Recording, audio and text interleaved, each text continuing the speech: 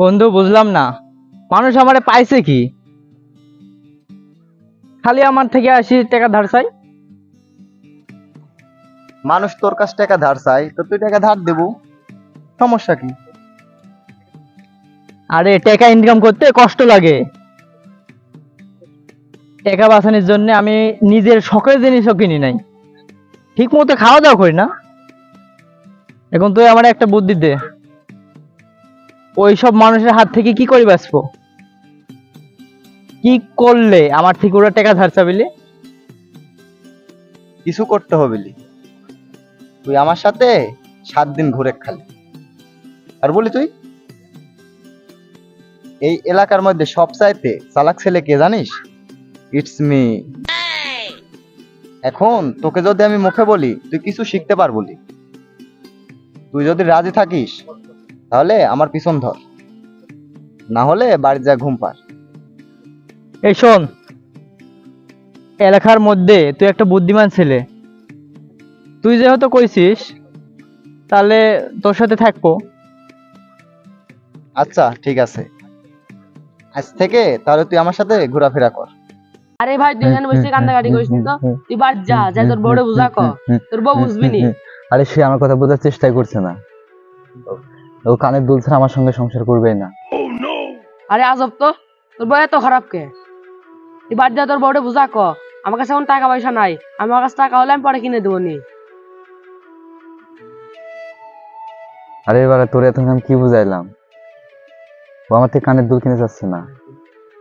কানের দুল আমি বন্দুক রেখে তাড়াতাড়ি করে সব টাকা পুরা ফেলাইছি। এখন তুই আমারে 5,000 টাকা ধার দে। ও এই ব্যাপার, তুই টাকা ধার নিয়ে আগে আসবি না? সকালে আসলে আমার কাছে টাকা ছিল 10,000 টাকা, আমি একজনের ধার দিয়ে ফেলাইছি। বন্ধু যে করে হোক আমার টাকাটা আমার ব্যবস্থা করে দে, নাহলে আমার বউ থাকবে না। তোর বরম বউ থাকছে না থাকাই ভালো। তুই একটা পরে বিয়া করে নিস। থাক, আমি এখন গেলাম। বুঝ, 15 সেল পাইছি রে। তো কিনতে আমার 500 টাকা কম পড়ছে, তুই কিনতে পারবি? 2-3 দিনের ভিতরে তোর টাকা দিয়ে দেবো। এই শালা, তুই কি আমার কাছে টাকা রাখি গেছিল? তুই টাকা দিতে আইছিস, একদম আমার কাছে টাকা তা বলি মায়ের কাছ থেকে মাথা ফেলা দেবো। দেখেন তুই সর, তেমন নয় করছিস। বিপ্লব, তোর কাছ থেকে 500 টাকা ধার হবে? ইস রে দোস্ত, তুই আমার থেকে 5,000 টাকা ধার চাইলি। আমি 5,000 টাকা থাকলে তোকে ঠিকই দিয়ে দিতাম।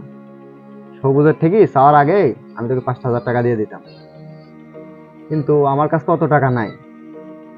আমার কাছে যা আছে আমি তোকে তাই দিচ্ছি, ঠিক আছে? এই ধর, আমার কাছে 500 টাকা আছে। কিরে, তোর থেকে আমি চাইলাম 5,000 টাকা, তুই আমার দিচ্ছিস 500 টাকা। 500 টাকা কি হবে?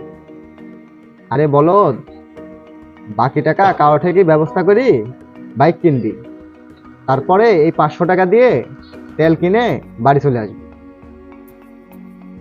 দোস্ত, তুই তো ভালো বুদ্ধি দিছিস, তাহলে দে টাকা। দোস্ত, ধন্যবাদ। আচ্ছা ঠিক আছে।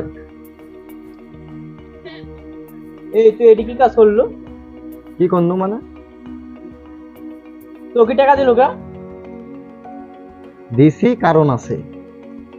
মাত্র একদিন হইলি তুই আমার সাথে আছিস, আর 4-5 দিন বেড়া সব শিখে যাবে।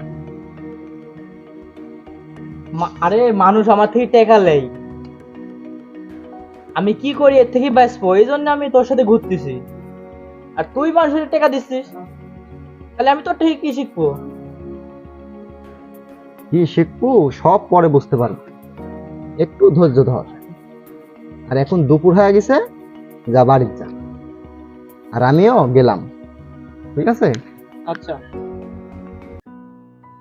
আচ্ছা, শোন, সব সময় মানুষের ক্ষতি করতে হয় না, কিন্তু কিছু কিছু সময় আছে মানুষের ক্ষতি করতে হয়, যারা বিপদের সময় নিজের পাশে থাকে না।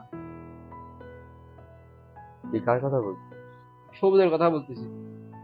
আমি গেছিলাম আমার কাছে টাকা নিতে, কিন্তু আমাকে টাকা দিল না, আবার উল্টা আবার মাথা ফাড়াতে চাইছে। আরে আমিও তো গেছিলাম সুন্দর বাড়িতে টাকা দিতে, ও উল্টা আমার ধারা পিটা করে। সেই টাকা এখন আমার আমি। সবজি খালে তোকেই ঝাঁটা পিটা করছে, আমাকেও ঝাঁটা পিটা করছে। আমি ওর কাছে গেলাম 5,000 টাকা নিতে, ওই আমাকে আসতে হাইসলে কুবাতে এসেছিল। এই শোন, তোদের সব কথা রাখে, আজকের পর থেকে সবুজের উপর ভালো করে নজর রাখবি, ওর গায়ে পরে ঝরগা লাগাবি, আর দোষ পালাই পিটাবি ধরে। বন্ধু তুই আমার একেবারে মনের কথা কইছিস, আমি তোর সাথে একমত। ওর সাথে আমিও একমত। কিন্তু একটা কথা আছে তো, বিপ্লব রে কেউ কিছু বলবি না। আমি ওর থেকে টাকা ধার চাইছি, ও আমারই টাকা দিছে। চল।